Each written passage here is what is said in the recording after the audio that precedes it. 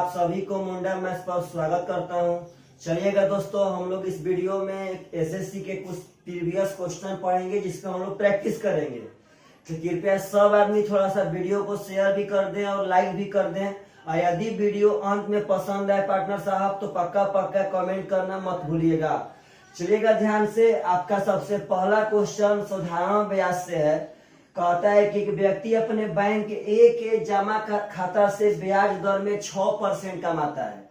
एक आदमी है जो अपने बैंक ए से 6% कमाता है, जबकि बैंक बी से जमा खाता से 8% कमाता है। तो कहता है कि अगर वह 3 वर्षों में कुल 9,000 रुपया निवेश करने से 1,800 रुपया कमाता है तो 6% की दर से कितनी धनराशि निवेश की थी। पहले एक बात समझिएगा, वह टोटल पैसा 9,000 निवेश करता है तो 3 साल में 1,800 कमाता है।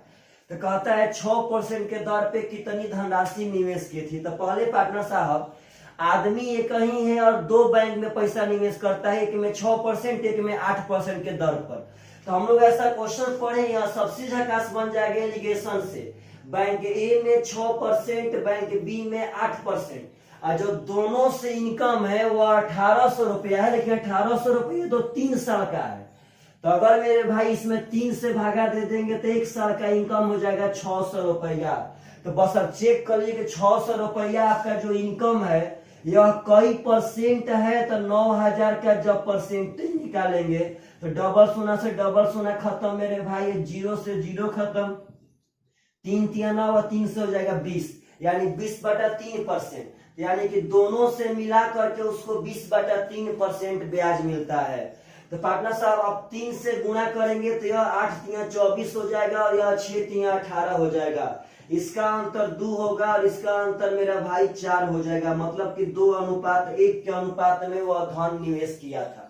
यह साधारण ब्याज में जो नीचे रेशियो आता है वह धन का आता है। यहाँ टोटल धन हो जाएगा 3 और टोटल धन है मेरे भाई 9,000, तो 1 का मान हो जाएगा 3,000।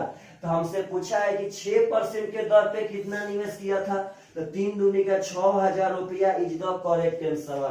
तो ऐसा क्वेश्चन पूछे तो आप सब आदमी से पक्का एकदम एग्जाम में बन करके आना चाहिए। यह क्वेश्चन तो हम लोग बहुत ही प्रैक्टिस कर चुके हैं। मतलब कि यह सब क्वेश्चन का थीम आप सबको याद चाहिए, पहले से माइंड सेट चाहिए मेरे भाई। देखिएगा प्रेम से, यदि आप सब आदमी बढ़िया से सेट प्रैक्टिस करते हैं तो हमेशा आपका माइंड सेट रहेगा। हमेशा आप आंसर देने के लिए उतारू रहेंगे, उत्सुक रहेंगे। चलिएगा ध्यान से। तो अगला क्वेश्चन कह रहा है कि 20,000 रुपया पर 3 वर्ष के अंत में 7200 रुपया साधारण ब्याज उपचित होता है। मतलब कि मूलधन दिया है आपको 20,000, यहाँ से साधारण ब्याज मिला है 7200। कई साल में, तो 3 साल में, मत भूलिएगा मेरे भाई। अब आगे कह रहा है कि उसी राशि पर उसी अवधि में उसी दर से चक्रवृद्धि ब्याज किया होगा। मतलब इसी राशि पर इसी अवधि में इसी दर से, तो यहाँ पे एक तो दर नहीं दिखाई दे रहा, इसका पहले दर निकाल लेंगे। तो पार्टनर साहब जब यह 3 साल का है तो 1 साल का हो जाएगा यहाँ से 2,400 रुपया, 24 3 72। जब 3 साल का है 7200 तो 1 साल का हो जाएगा 2,400। यदि 1 साल के पैसा को अगर हम लोग पार्टनर साहब चेंज कर देंगे परसेंटेज में तो वह हमेशा रेट कहलाएगा। तो यहाँ 100 से 100 कट गया, डबल 100 से डबल 100, 2 से हो गया यहाँ 12%। यानी कि 1 साल का अगर ब्याज को हम लोग परसेंट में डाइवर्ट कर देंगे तो रेट हो जाएगा, रेट आ गया 12%। अब कहता है कि उसी अवधि पे उसी मूलधन पे चक्रवृद्धि ब्याज किया होगा। तब 12% के दर से 3 साल का चक्रवृद्धि ब्याज। अब सबसे बढ़िया पार्टनर साहब एक क्यू 2 ठो अंक, 3 स्क्वायर 2 ठो अंक का पॉइंट 3 से निकाल लीजिए। तो अगर 12 निकालेंगे तो 12 का क्यू होता है 1728, तो 2 ठो अंक लेंगे, 28 अभी हाथ में है 17।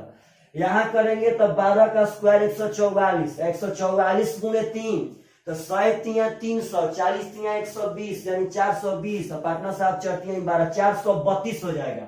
और 432 में 17 जोड़ेंगे तो 449 होगा। 449 में यहाँ 49 लिखाएगा और 4 हाथ में रहेगा भाई। 12 3 36 4 हो जाएगा आपका 40 पॉइंट इतना %।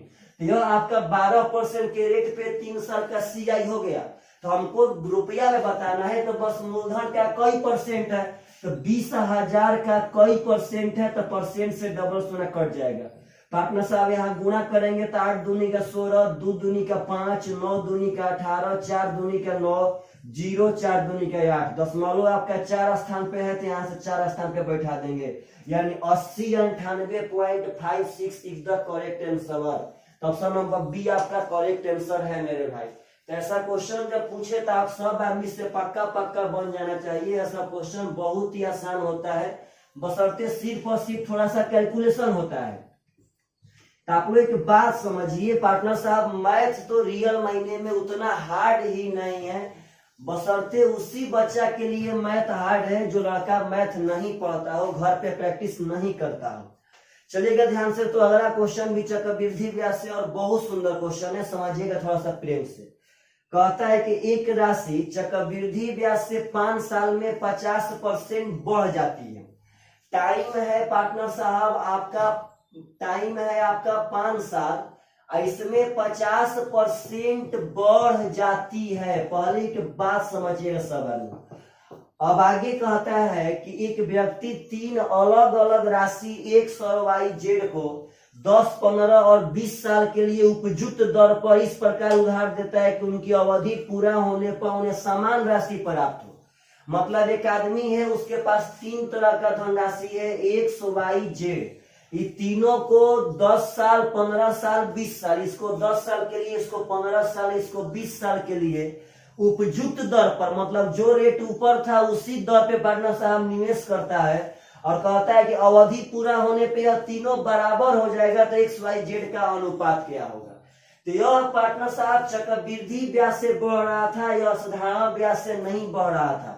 तो आप एक बात समझिएगा, यहाँ पे 10 साल चाहिए, यहाँ 15 साल, यहाँ 20 साल, तो 5 साल में 50% बढ़ जाता है। तो पहले एक बात समझिएगा, आप लोग को याद है कि हम लोग अगर 2 गुना कहते थे तो 2 गुना में 100% बढ़ाते थे, 2 गुना में 100% ब्याज मिलता था, यानी पार्टनर साहब 100% बढ़ता था, क्योंकि जय गुना कहेगा उसमें से एक कम करके पार्टनर साहब 100 से गुना करते थे। तो आप एक बात समझिए, तो यहाँ 50, अच्छा एक बात पूछते हैं, अब हम कहते हैं कि 100% बढ़ गया तो कई गुना होगा।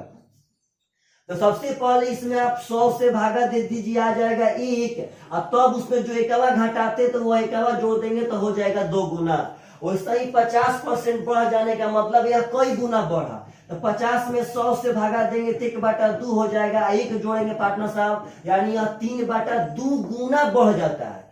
5 साल में 50% बढ़ने का मतलब है कि 3/2 गुना बढ़ जाता है। तो बोलिएगा यह 10 साल में, तो आपको हम यह चीज पढ़ाए हैं चक्रवृद्धि ब्याज में पार्टनर साहब, 5 साल में 3/2 गुना, तो 10 साल में तो हम बताए थे कि जो गुना गुना वाला होगा वह तो गुना होगा भाई जी, और टाइम जुटेगा 5 साल में 3/2 और 5 साल में 3/2, यानी 10 साल में इतना गुना हो जाएगा। यहाँ 15 साल में तो 5 साल में 3/2, 5 साल में 3/2 और 5 साल में 3/2 पार्टनर साहब यहाँ हो जाएगा। यहाँ 20 साल यानी यहाँ 4 बार हो जाएगा, तो 3/2 के पावर यहाँ 4 कर देंगे, वही बात है। अब ध्यान से देखेंगे तो यहाँ 2 ठो 3/2, यहाँ 2 ठो 3/2, यहाँ भी आपका 2 ठो 3/2 कट जाएगा। यहाँ बचेगा पार्टनर साहब x, यहाँ बचेगा 3y/2, यहाँ बचेगा मेरा भाई 3 का स्क्वायर 9z/4। तो अगर सब पदों में हम 4 से गुना करते हैं तो यहाँ हो जाएगा 4x बराबर 4 से करेंगे यहाँ तो 2 दूनी के 4 और 2 3 यहाँ 6y, यहाँ पार्टनर साहब हो जाएगा 9z। जब सब में 4 से गुना करेंगे ताकि फ्रैक्शन यहाँ से हट जाए, यहाँ 4 करेंगे तो 2 दूनी के 4 और 2 3 6y।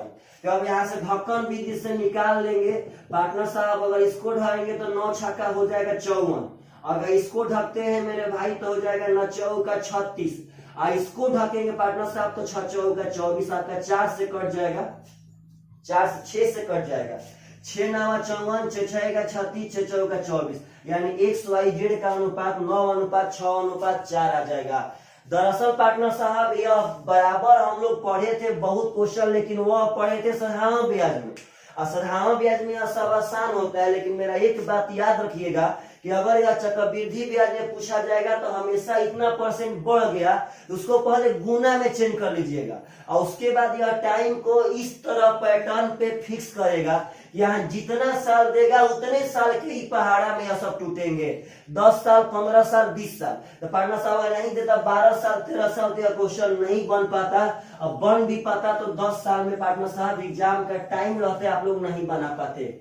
यह सब बात समझिए और यह सब क्वेश्चन को पकड़िए पार्टनर साहब, और कभी भी एग्जाम में आते हैं तो इन सबको बनाइए, क्योंकि आप लोग के पास एकदम कॉन्सेप्ट है। आप लोग डेली देखते हैं यह सेट का बैच, तो आप लोग मैथ के एकदम सुपर डुपर बादशाह रहेंगे, एकदम सुपर डुपर बादशाह। चलिएगा ध्यान से, तो अगला क्वेश्चन जो बहुत ही सुंदर है मेरे भाई, समझिएगा प्रेम से।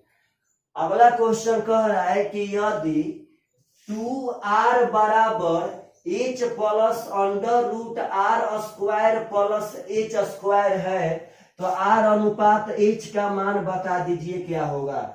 मतलब पार्टनर साहब यहाँ से r अनुपात h का मान निकाल देना है आपका, वही बस पार्टनर साहब करेक्ट आंसर हो जाएगा। तो यह बहुत ही सुंदर क्वेश्चन है। आप लोग चाहेंगे तो इसको बाई ऑप्शन भी बना सकते हैं, मतलब r और h का यहाँ से बाई ऑप्शन बैठा के सेट कर दीजिए, जो आपका आएगा वही आंसर है। देखिए तो देखिएगा, इसको दे के चेक कीजिए, मतलब ऐसा r और h मानना है कि उसका स्क्वायर करने पे शायद वर्गमूल निकले। तो पार्टनर साहब अगर हम यहाँ से मानते हैं ऑप्शन नंबर सी को 4:3 मेरे भाई के यहाँ से बोलिएगा, 4 का 16, 3 का 9, यानी 25 का वर्गमूल हो जाएगा 5।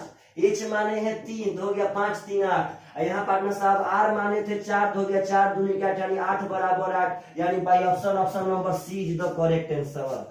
ऐसे में भाई इसको आप लोग हल भी कर सकते हैं, इसमें कोई दो मत नहीं है। आप h को इधर ला दीजिए मेरे भाई और दोनों ओर होल स्क्वायर कर दीजिए, अपने आप से हल होकर के बन जाएगा। लेकिन यह सब आप उपाय सीखिए, क्योंकि आप लोग सेट मार रहे हैं मेरे पार्टनर साहब। यहाँ पे वही सब उपाय सीखना है जो क्वेश्चन को एकदम छोटा बना, वही सब अप्रोच लगाना है पार्टनर साहब, जो क्वेश्चन एकदम बढ़िया से और जल्दी बने। अगला क्वेश्चन बहुत सुंदर है, समझिएगा प्रेम से। कह रहा है कि एक समद्विबाहु त्रिभुज की प्रत्येक समान भुजा तीसरी भुजा से दोगुनी है। मतलब एक समद्विबाहु त्रिभुज का जो यह समान भुजा है वह तीसरा भुजा से दोगुना है मेरे भाई, ठीक है। आगे कहता है कि समद्विबाहु त्रिभुज और समबाहु त्रिभुज जिसका परिमाप एक समान है, मतलब इसी समद्विबाहु त्रिभुज के परिमाप का एक समबाहु त्रिभुज भी है। तो समबाहु त्रिभुज में तो तीनों भुजा बराबर होता है, लेकिन जितना परिमाप इसका होगा उतना ही परिमाप इसका भी होगा। तो कहता है तो उनके क्षेत्रफल का अनुपात बताइए, मतलब समद्विबाहु और समबाहु के क्षेत्रफल का अनुपात। तो आप एक बात समझिए, इसमें उपाय दिया था जिसका दोनों समान भुजा तीसरी भुजा के दोगुना है। तो आप ऐसा भुजा मानिए कि जब इसका हम परिमाप जोड़े तो इसका भी परिमाप उतना ही होगा, लेकिन जब इसका परिमाप जब आवे पार्टनर साहब तो वह 3 से पूरा कट जाए। क्यों? क्योंकि अगर 3 से पूरा कट जाएगा तभी तो यहाँ पे हम समबाहु का भुजा बढ़िया से निकाल पाएंगे मेरे भाई। तो आप यहाँ पहले बात समझिए प्रेम से। अगर यहाँ पे हम यहाँ पे 6 मानते हैं, अगर यहाँ पे 1 मानेंगे तो 2 2 तो 2 2 4 1 5 पार्टनर साहब नहीं कटेगा। 6 मानते हैं तो यह 12 हो जाएगा और यह 12 हो जाएगा, क्योंकि इसका दोगुना पार्टनर साहब था। तो 12 12 24 और 6 30, मतलब इसका परिमाप 30 हो गया तो उसका ही परिमाप 30 होगा, मतलब इसका भुजा हो जाएगा 10 10 10। तो कहता है क्षेत्रफल का अनुपात, तो सबसे पहले इसका क्षेत्रफल निकालिए। तो समद्विबाहु का क्षेत्रफल निकालने के लिए उसका फॉर्मूला याद नहीं रहना चाहिए, बस इतना याद रहना चाहिए कि समद्विबाहु में यदि असमान भुजा पे हम लंब डालेंगे तो आधा बढ़ जाता है, मतलब यह भी 3 हो जाएगा और यह भी 3 हो जाएगा। और पार्टनर साहब इसका लंब निकाल लेंगे, यहाँ पे अंडर कर्ण स्क्वायर माइनस पार्टनर साहब आधार स्क्वायर। तो अंडर 12 का स्क्वायर 144 माइनस 3 का स्क्वायर 9, तो 144 माइनस 9 पार्टनर साहब हो जाएगा 135।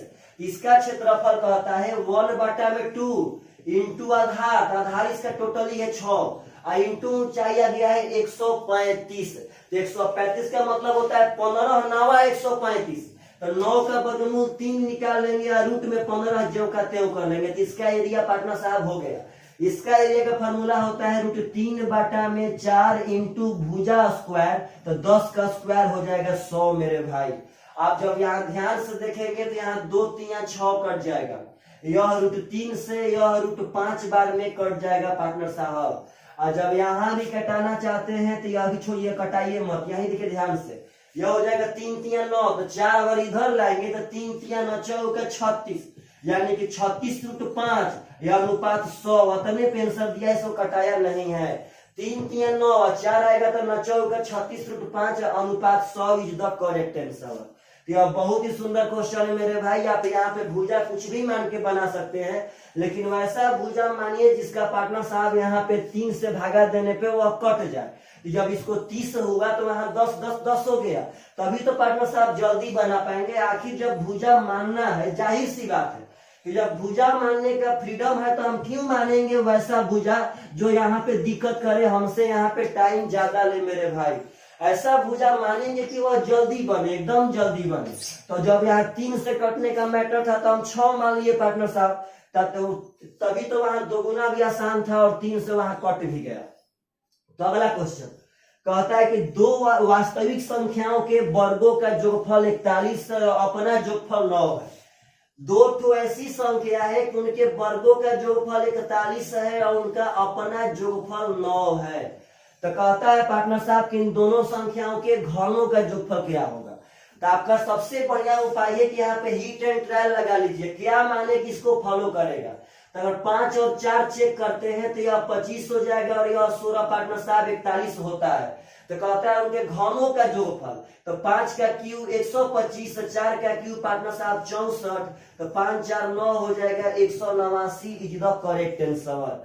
मतलब कि बस देखिए और उसका आंसर मारिए आप हीट एंड ट्रायल लगा करके। इससे बढ़िया उपाय इसका कोई भी नहीं है मेरे भाई। चलिएगा ध्यान से, एकदम बढ़िया से पार्टनर साहब समझिएगा, थोड़ा सा प्रेम से। कहता है अगला क्वेश्चन कि वह भिन्न ज्ञात करे जिसका 1/27 से वही अनुपात है जो 3/7 का 5/9 से है। तो इसके बारे में एक बात समझिए कि इसमें जिसके बाद का रहेगा वह पहले लिखाएगा और जिसके बाद से रहेगा वह बाद में लिखाएगा, क्योंकि ऐसे क्वेश्चन में जिसके बारे में क्वेश्चन बोलता है वह पहले लिखे जाते हैं और जिनके रिस्पेक्ट में बोलता है वह बाद में लिखे जाते हैं। तो कह रहा है कि वह भिन्न ज्ञात करे जिसका, यानी भिन्न का, तो भिन्न यहाँ मान लेते हैं x। कहता है कि भिन्न का 1/27 से वही अनुपात है, भिन्न का 1/27 से वही अनुपात है जो अनुपात 3/7 का, तो जिसके बाद का रहेगा वह पहले लिखाएगा और जिसके बाद से रहेगा वह बाद में लिखाएगा 5/9 से है। मतलब जो अनुपात यहाँ है वही अनुपात यहाँ भी है, इसका मतलब दोनों अनुपात आपस में बराबर। तो आप सब आदमी को हम एक बात बखूबी तरह से बता देना चाहते हैं कि अगर 2 अनुपात आपस में बराबर हो तो हम लोग इसे समानुपात का केस कहते हैं। और समानुपात का केस हल करने का तरीका होता है कि इनमें बाहर से बाहर का गुणा और अंदर से अंदर का गुणा हमेशा हमेशा आपस में बराबर होता है। यदि 2 अनुपात आपस में बराबर हो तो वह समानुपात के केस कहे जाते हैं। और समानुपात का केस हल करने का तरीका होता है कि वह बाहर से बाहर और अंदर से अंदर का गुणनफल बराबर होगा। यानी यहाँ हो जाएगा 5x/9 बराबर, यहाँ पार्टनर साहब हो जाएगा 3/27 गुणे 7। बात समझिए, 3 एकम 3 और 27 गुणे 7, तो 9 3 27 और 3 से 3 खत्म, तो x बराबर 1 में यहाँ क्रॉस मल्टीप्लाई करेंगे तो 35 इज द करेक्ट आंसर। तो मेरे भाई आप यह सब क्वेश्चन समझिए और यह सब क्वेश्चन कभी भी एग्जाम में आए तो एकदम बना कर दिखाइए। यह क्वेश्चन 2016 सीजीएल में का पूछा भी है। मतलब कि जितना हम लोग अभी क्वेश्चन पढ़ रहे हैं यह सब क्वेश्चन किसी न किसी एग्जाम में पक्का पक्का पूछा जाता है। चलिएगा तो ध्यान से मेरे भाई, अगला क्वेश्चन जो बहुत ही इंपॉर्टेंट है, समझिएगा थोड़ा सा प्रेम से सब आदमी। कहता है कि 10 छात्रों की बचत की औसत राशि 6000 रुपया है। आप समझिएगा, सॉरी 600 रुपया है। 10 छात्र का जब औसत 600 है तो उनका जोग हो जाएगा 10 गुणे 600 यानी कि 6000। पहले बात समझिए सब आदमी, 600 तो उनका औसत था मेरे भाई, और 10 गो स्टूडेंट है, और 10 गो स्टूडेंट का यदि औसत 600 होगा तो पार्टनर साहब जोग हो जाएगा औसत गुणे संख्या 6000। अब आगे कहता है कि 3 छात्र ऐसे हैं जिनकी कोई बचत नहीं है। मतलब पार्टनर साहब 3 छात्र यहाँ पे खत्म, इनकी कोई बचत नहीं है पार्टनर साहब, इनकी बचत है 0। 3 छात्र खत्म, बचे अब 7 गो स्टूडेंट। तो कहता है कि अन्य छात्रों में से प्रत्येक की कम से कम 250 रुपया बचत है। मतलब इसके बाद जितने छात्र बचे हैं 7 गो, उसमें से कम 250 बचाना ही बचाना है। और आगे कहता है कि निहार नाम के लड़का का 1300 रुपया का बचत है। तो बताइए बचत की सबसे बड़ी धनराशि क्या होगी। तो पहले आप एक बात समझिए, तो यहाँ निहार नाम के लड़का का एक 1300 बचत है। तो यह आपका 3 ठो स्टूडेंट है, वो निहार आपका 4 ठो हो गया पार्टनर साहब। यह जब 4 गो स्टूडेंट हो गए तभी मेरे पास 6 गो स्टूडेंट का बचा है, और हमको सबसे बड़ा बचत निकालना है। इन तीनों का फिक्स था कि इनके पास कुछ भी नहीं है। निहार का फिक्स था कि निहार का बचत 1300 एकदम रहबे करेगा। तो पार्टनर 4 गो तो स्टूडेंट खत्म, तो हमको सबसे बड़ा लाना है। तो बोलिए अभी बचे हैं 6 गो स्टूडेंट। तो हम मान लेते हैं कि 10वां लड़का का और बचत है x, 10वां का बचत मान लिए x। तो अभी भी तो मेरे पास 5 गो स्टूडेंट बचे हैं ना। तो पार्टनर 10वां का सबसे बड़ा बचत तभी आएगा जब इन पांचों का सबसे कम बचत देंगे। तब जब इन पांचों का सबसे कम बचत देंगे तब अपने आप से 10वां का सबसे बड़ा बचत बच जाएगा। तो पार्टनर साहब यहाँ क्वेश्चन बोला था कि अन्य में से कम 250 बचत है, यानी 3 छात्र, एक निहार, 4 छात्र, एक 10वां मान लिए एक। तो 5 गो स्टूडेंट बचे हैं, और उन 5 गो को हम 250 देंगे तब 25 5 पार्टनर साहब हो जाएगा आपका 1250 रुपया।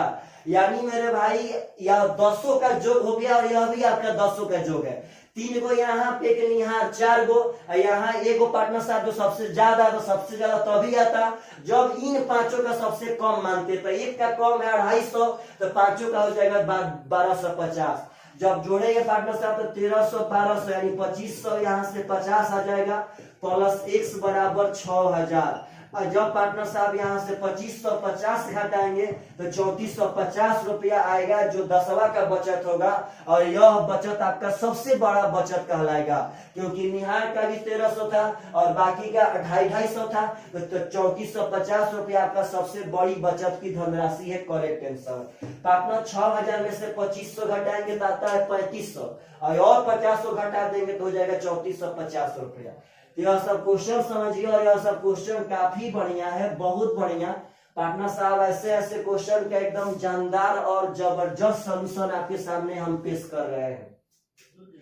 प्लीज थोड़ा सब आदमी पार्टनर साहब सब्सक्राइब कीजिए चैनल को, और सब्सक्राइब करवाइए आप लोग अपने अगल बगल में। अगला क्वेश्चन कहता है कि क्रिकेट के किसी खेल में पहले 10 ओवर का रन रेट 3.2 था। तो आप एक पहले यही बात समझिए, जब 10 ओवर में 3.2 के रन रेट से हम लोग मार रहे थे, तो रन रेट का मतलब होता है कि पर ओवर हम लोग 3.2 रन बना रहे थे। तो 10 ओवर में हम लोग यहाँ 32 रन बना दिए होंगे। तब आगे कहता है कि 40 ओवर में क्या रन रेट होना चाहिए कि उसको 282 रन का लक्ष्य प्राप्त किया जा सके। तो मेरे भाई टोटल 282 रन मारना था, उसमें तो हम लोग 10 ओवर में जब 32 रन मार दिए हैं, तो जब यहाँ 32 रन मार दिए तो हमको और तो 250 रन बनाना है। और यह 250 रन कितना ओवर में बनाना है मेरे भाई, तो 40 ओवर में। तो कहता है कि इसमें रन रेट क्या होना चाहिए, यानी इसमें पर ओवर कितना रन बनाना है। तो 4 छक्का 24 यानी 6.25 रन यदि पर ओवर हम लोग बनाएंगे पार्टनर साहब, तो यहाँ से आपका लक्ष्य एकदम पूरा हो जाएगा। यह क्रिकेट से बिलोंग क्वेश्चन था, और ऐसे क्वेश्चन एग्जाम में हमेशा आते हैं। और जो लड़के का पार्टनर साहब माइंड फिक्स नहीं रहता है, जिनके पास पहले या क्वेश्चन नहीं देखे रहते हैं, वो हम लोग इस क्वेश्चन को छोड़ के आ जाते हैं। चलिएगा ध्यान से, तो अगला क्वेश्चन समझिएगा एकदम प्रेम से। पार्टनर साहब क्वेश्चन कह रहा है कि कोई धनराशि निवेश के लिए 20% चक्रवृद्धि ब्याज पर दी जाती है। ब्याज की गणना वार्षिक की जाती है। मतलब पार्टनर साहब 20% के रेट पे दिया गया था, और ब्याज का गणना यहाँ पे वार्षिक किया गया था। कहता है कि यदि ब्याज की गणना 6 माही रूप से किया जाए, यदि ब्याज की गणना छमाही रूप से किया जाए तो 2 वर्षों में 723 रुपया अधिक मिलेंगे। आपका टाइम दिया है 2 साल, कहता है कि 723 रुपया ब्याज ज्यादा कम मिलेगा जब वार्षिक गणना ना करके अगर हम छमाही गणना करेंगे तब। तो आप एक बात समझिए पार्टनर साहब, तो अगर इसको हम वार्षिक गणना करते रियल महीने में तब तो 2 साल में चक्रवृद्धि ब्याज बनता 20 + 20। पार्टनर साहब देखिए ये सब लिखना हमारा मजबूरी है, नहीं तो सब मुंह से बन जाता। तो पार्टनर साहब अगर 2 साल का निकालना हो तो आपको हम सिखाए थे, हो जाएगा आपका 44%। यदि छमाही रहता तो छमाही में तो रेट होता पार्टनर साहब आपका 10%, 2 से भागा देते और टाइम हो जाता आपका 4 साल। तो यह बात मत भूलिए मेरे भाई कि जब 10% रेट रहे और 4 साल टाइम रहे तो यहाँ 46.41% चक्रवृद्धि ब्याज मिलता है। इसको हम लोग याद किए थे पार्टनर साहब, ऐसे बना सकते हैं लेकिन क्या फायदा। 4 साल में 46.41 मिलेगा कब, जब 10% रहेगा तब। यदि 4 साल में 5% रहेगा तो आपको 21.55% मिलेगा। तो बोलिए तो पहले 44% और 46.41%। तो पार्टनर साहब यहाँ कितना ज्यादा मिला, तो ज्यादा मिला है 2.41%। तो 2.41% ज्यादा मिला है 723 रुपया। तो कहता है पार्टनर कि वो धनराशि क्या होगा, यानी 100% का मान बता देना है। तो जब 723 में 2.41 से भागा देंगे तो 1 का मान आ जाएगा और 100 से गुणा। आपका यह डबल जीरो यह 3 बार में कट जाएगा मेरे भाई, तो हो जाएगा 3 पे 4 zero is the correct answer, यानी कि 30,000 रुपया धनराशि था पार्टनर साहब, करेक्ट आंसर। तो ऐसा क्वेश्चन पूछे थे, ऐसा क्वेश्चन थोड़ा डाटा बेस्ड क्वेश्चन है। अगर यही बात हम लोग को याद नहीं रहता कि 10% के रेट पे 4 साल में चक्रवृद्धि ब्याज 46.41% मिलता है, तो इस पे थोड़ा सा हम लोग और टाइम खर्चा कर सकते थे। और पार्टनर साहब टाइम तो हम लोग के पास है नहीं, टाइम इज मनी। आप लोग अपने टाइम को बर्बाद मत कीजिए। टाइम बर्बाद करना अपना पैसा बर्बाद करने के बराबर है। यदि आप टाइम का पालन नहीं करते हैं, यदि आप टाइम से आगे नहीं चलते हैं, यदि आप अपने टाइम से हाथ में हाथ मिला के कदम में कदम मिला के नहीं चलते हैं पार्टनर साहब, तो आप अपने लाइफ में पक्का पीछे हो जाएंगे।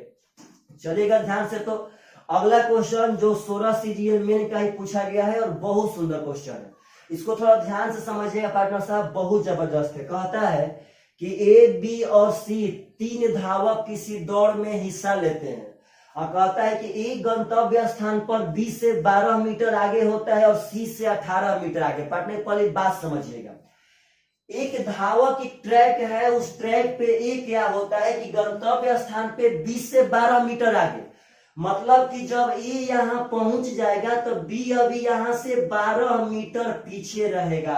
तभी तो पार्टनर साहब ए गंतव्य पर बी से 12 मीटर आगे और सी से मेरे भाई 18 मीटर आगे होता है। पहले एक बात समझना है, एक ट्रैक है, उस ट्रैक पर ए जो है वह बी से 12 मीटर आगे है और सी से 18 मीटर आगे है। तो आपसे हम एक बात कहेंगे कि बताइए भाई जी बी सी से कितना मीटर आगे है, तो आप यहाँ से एकदम बखूबी कह सकते हैं कि सर यह जब यह 12 है तो यह पक्का 6 मीटर आगे होगा। तो यह बात मत भूलिए कि बी सी से यहाँ 6 मीटर आगे है। अब आगे कहता है कि जबकि बी सी से 8 मीटर आगे है। पहले बात समझिएगा ध्यान से, कहता है कि ए बी से 12 मीटर आगे है, ए सी से 18 मीटर आगे है, जबकि बी सी से 8 मीटर आगे है। कह रहा है कि जबकि बी सी से 8 मीटर आगे है लेकिन यह 6 मीटर आगे था। तो इसको यहाँ इसका मतलब है कि उसी रेस में उसी ट्रैक पे एक बार बी और सी को दौड़ाया गया। मतलब पहले तो ए बी सी दौड़े थे लेकिन बी के 8 मीटर आगे कहने से तो यहाँ बी तो 8 मीटर आगे था नहीं। इसका तात्पर्य है पार्टनर साहब कि उसी रेस में एक बार और दौड़ होगा और वह दौड़ होगा बी और सी के बीच में, और जहां पे बी गंतव्य स्थान पे सी से 8 मीटर आगे होगा। यानी बी जब गंतव्य पे पहुंच जाएगा मेरे भाई तो वह सी से 8 मीटर आगे हो जाएगा। ऐसे देखिएगा यहाँ कहा था कि एक गंतव्य पर बी से 12 मीटर और सी से 18 मीटर आगे होता है गंतव्य पर, और जबकि बी सी से, तो जबकि बी तो पार्टनर साहब यानी गंतव्य पर बी सी से 8 मीटर आगे, यानी कि पार्टनर साहब लक्ष्य पर। तो कहता है कि यदि पूरे रास्ते में एक ही चाल रहती है तो दौड़ कितनी लंबी होगी। पूरे रास्ते में एक ही चाल का पार्टनर साहब मतलब है कि जो चाल से इसमें ए बी सी दौड़ रहे थे उसी चाल से बी और सी यहां भी दौड़ेंगे। एक ही चाल का मतलब यह मत समझिएगा कि तीनों का चाल आपस में बराबर है। एक ही चाल का मतलब है मेरे भाई कि जिस चाल से ए बी सी यहां दौड़ रहे थे उसी चाल से यह यहां भी दौड़ेंगे। चलिएगा ध्यान से, हमको यह बता देना है कि यह ट्रैक कितना लंबा था। यह ट्रैक कितना लंबा था पार्टनर साहब देखिएगा विद इन 2 सेकेंड। लेकिन थोड़ा माइंड चाहिए, शार्प माइंड, समझिएगा प्रेम से एगो बात। तो पार्टनर साहब आप एक बात समझिए कि यहाँ पे तो बी सी से कितना मीटर आगे था, तो 6 मीटर आगे था। लेकिन जब हम बी गंतव्य पे पहुंचा तो सी से 8 मीटर आगे हो चुका था। पहले बात समझिए पार्टनर साहब, यहाँ पे जब बी गंतव्य से 12 मीटर पीछे था तब तक सी से 6 मीटर आगे था। और जब बी को हम गंतव्य पे पहुंचा दिए पार्टनर साहब तो वह सी से 8 मीटर आगे हो गया। तो आप बताइए कि जब यह गंतव्य से 12 मीटर पीछे था तब तक सी से 6 मीटर आगे था, और यह जब ही 12 मीटर आगे बढ़ा तो वह सी से 8 मीटर आगे हो गया। तो पार्टनर साहब आपसे पूछना चाहते हैं कि वो इस 12 मीटर दौड़ने के कारण सी से कितना आगे हुआ है पार्टनर साहब, तो 2 मीटर। बात समझिए, जब 12 मीटर पीछे था मेरे भाई तब तक यह 6 मीटर आगे था। बी जो है जब इस गंतव्य से 12 मीटर पीछे ही था तब तक यह सी से 6 मीटर आगे था। और जब ही इसको टोटली दौड़ा दिए हम, यानी यह गंतव्य पे पहुंच गया तो यह सी से 8 मीटर आगे हो गया। मतलब इसका 2 मीटर फासला बढ़ गया। कब? जब 12 मीटर और दौड़ा दिए हैं तब। तो मेरे भाई आप समझिएगा 12 मीटर दौड़ने से कितना फासला बढ़ता है, तो 2 मीटर का, यानी कि 2 मीटर फासला बढ़ता है 12 मीटर कवर करने पे। तो पार्टनर साहब यहाँ बोलिए तो दोनों में से किसी भी डाटा से हम निकाल सकते हैं। 2 मीटर फासला बढ़ता है 12 मीटर कवर करने से, तो आपका 8 मीटर जो फासला बढ़ेगा, देखिए पार्टनर साहब 1 मीटर पे फासला बढ़ेगा 6 मीटर कवर करने से, तो यहाँ 8 मीटर का फासला बढ़ेगा पार्टनर साहब। 6 8 48 मीटर अगर यहाँ से कवर किया होगा तब। आप पहले बात समझिए कि 2 मीटर का फासला बढ़ जाता है 12 मीटर जाने से, यानी 2 मीटर पे हम उसको ओवरटेक कर देते हैं 12 मीटर पे, तो 1 मीटर ओवरटेक करेंगे 6 मीटर पे। इसको तो यह 8 मीटर ओवरटेक किया है तो पार्टनर साहब 8 का 48 मीटर ट्रैक होगा, तो वही तो जाके इसको 8 मीटर का ओवरटेक किया है। यहां से भी कर सकते, देखिए यहां से यह 12 मीटर आपका पार्टनर साहब छूट जाएगा। यहाँ देखिए 2 मीटर पे 12 मीटर कवर करता है तो 1 मीटर में पार्टनर साहब 6 मीटर करता होगा। तो हम यहाँ 6 मीटर उससे आगे हैं तो पार्टनर साहब यहाँ 6 का 36 हो जाएगा, और यहाँ से 36 और 12 मेरे भाई 48 किलोमीटर डिस्टेंस हो जाएगा। तो अगर इसको थोड़ा सा इसमें समझ में ना आया हो तो वीडियो को पॉज करके बार बार समझिएगा। लेकिन यहाँ बात समझिए कि आखिर यह 8 मीटर से हरा दिया और यहाँ पे 6 मीटर से हरा रहा था। अच्छा समझिएगा, हम यहाँ पे पार्टनर साहब रेस मतलब अभी मेरा गंतव्य मेरे से 12 मीटर आगे है और सी मेरे से पीछे है 6 मीटर, तो हम भी 12 मीटर और चलते हैं इससे 8 मीटर आगे हो जाएंगे। यानी इस 12 मीटर चलने के कारण हम इसको 2 मीटर और पछाड़ दिए, तो 2 मीटर पछाड़ते हैं 12 मीटर चलने के कारण, तो 1 मीटर पछाड़ते होंगे 6 मीटर चलने के कारण। और जब इसको हम 8 मीटर फाइनली पछाड़े हैं तो पक्का हम 48 मीटर चले होंगे, यानी वह ट्रैक 48 मीटर का था। आपका करेक्ट आंसर। यह क्वेश्चन बहुत ही जबरदस्त था और इसका सोल्यूशन भी पार्टनर साहब बहुत जबरदस्त दिए हैं, बिना दिमाग का रहकर यहाँ सोचते रह जाए कि वो टाइम एंड डिस्टेंस है, रेस वाला है, लेकिन वह सब बेकार बात है भाई जी। यह सब बहुत ही जबरदस्त क्वेश्चन है, सब भूलिएगा मत। अगला क्वेश्चन कह रहा है कि यदि किसी व्यक्ति ने किसी राशि को चक्रवृद्धि ब्याज पर निवेश किया, चक्रवृद्धि ब्याज पर, वह राशि 2 साल में 2420, पहले बात समझिएगा पार्टनर साहब, 2 साल बाद धनराशि 2420 हो जाता है और 3 वर्ष बाद 2662। पार्टनर साहब 3 साल बाद 2662 हो जाता है। तो कहता है पार्टनर साहब बताइए राशि कितना था, आपसे मूलधन पूछा है। तो एक बात समझिए, आपका 2 साल का अमाउंट है और यह 3 साल का अमाउंट है। तो हम लोग मूलधन तभी निकाल पाएंगे जब 2 साल के अमाउंट में 2 बार रेट के होल वैल्यू निकाल के उल्टा गुणा करेंगे तब, और नहीं तो यहाँ जब रेट का होल वैल्यू निकाल के 3 बार उल्टा गुणा करेंगे तब, क्योंकि यह 3 साल का अमाउंट है। तो सबसे पहला प्राथमिकता है आपका रेट निकालना। तो हम यहाँ बताए थे यह जितना यहाँ ब्याज मिला होगा वह ब्याज उसके पीछे वाला धनराशि पर ही मिलता है। तो 2 में से 0 घटाएंगे 2 होगा, 6 में से 2 घटाएंगे 4 होगा, 6 में से 4 पार्टनर साहब 2 हो जाएगा, यानी 242 रुपया यहाँ ब्याज मिला है। किस पे? तो 2420 पे।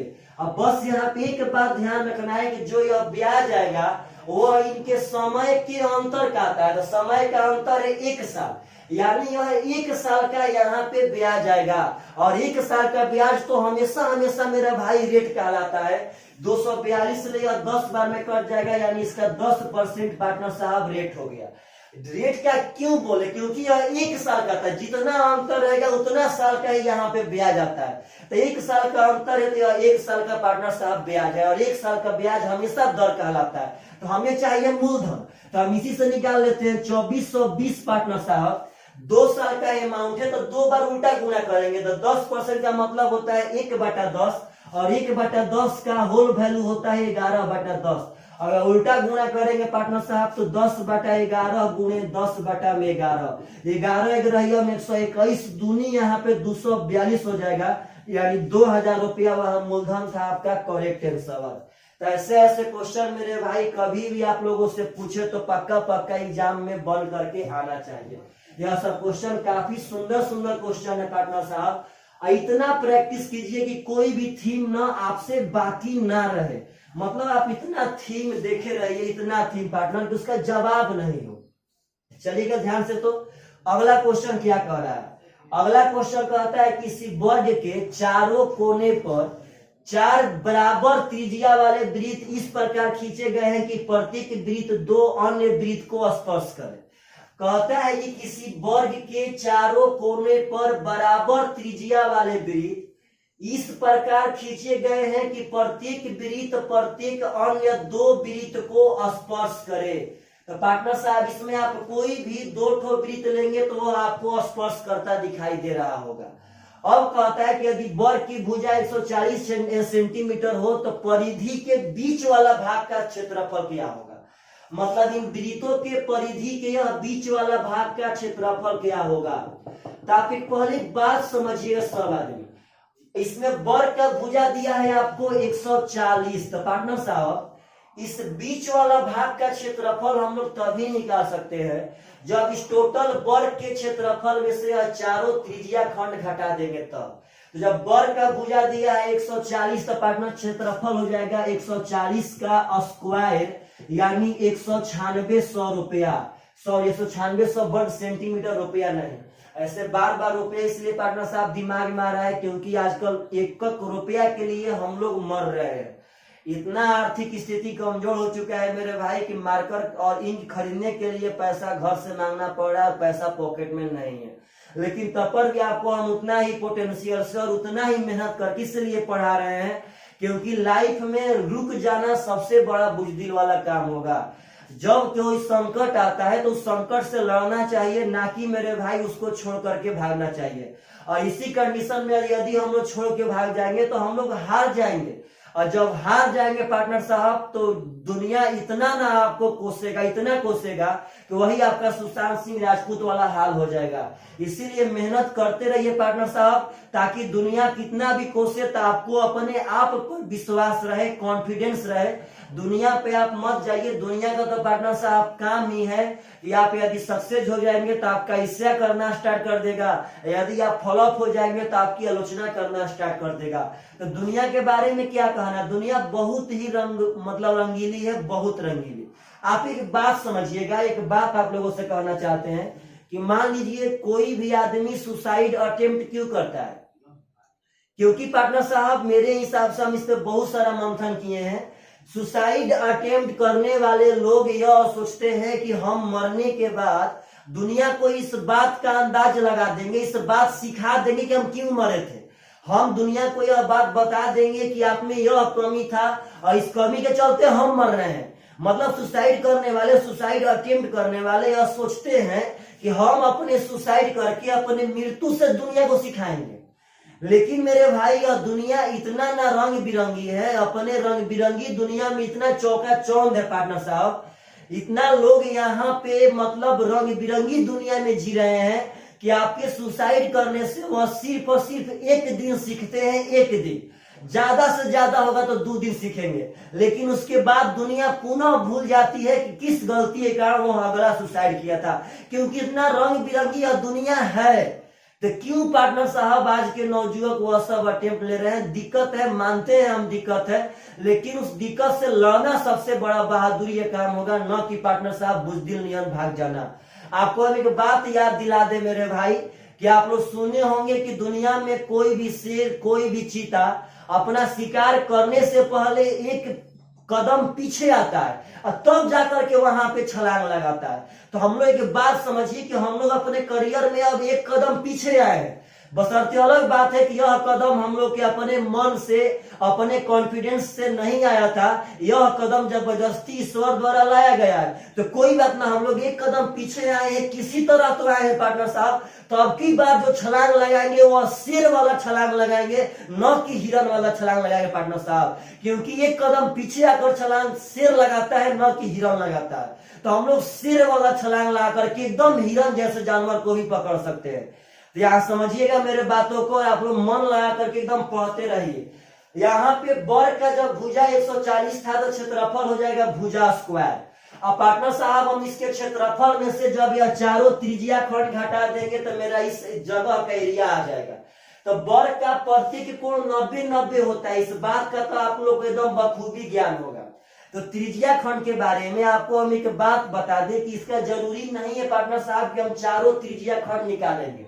हम ऐसे भी कह सकते हैं कि देखिए छोड़िए आराम से, आपका होता है 90/360, थीटा/360 पाई आर स्क्वायर। तो पार्टनर साहब जब यह भुजा 140 है, इसका त्रिज्या तो 70-70 होगा, क्योंकि वृत्त तो समान था, यह हो जाएगा 70 × 70, तो थीटा/360 पाई आर स्क्वायर।